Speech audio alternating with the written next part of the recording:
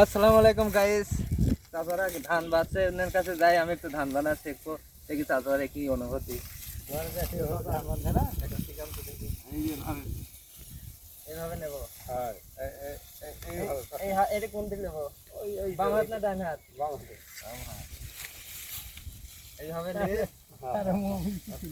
এইভাবে আরেকটা পদ্ধতি। ঠিক আছে, ভালো আছে, সুন্দর হয়ে ঠিক আছে। যাই হোক, চাচার কি অনুভূতি একটু লোক ক্যামেরাম্যান, চাচা কেমন লাগলো আমাদের সাথে কথা বলে? ভালো লাগলো। এটা কোন জায়গা? চাপাই চাঁপাইনবাবগঞ্জ।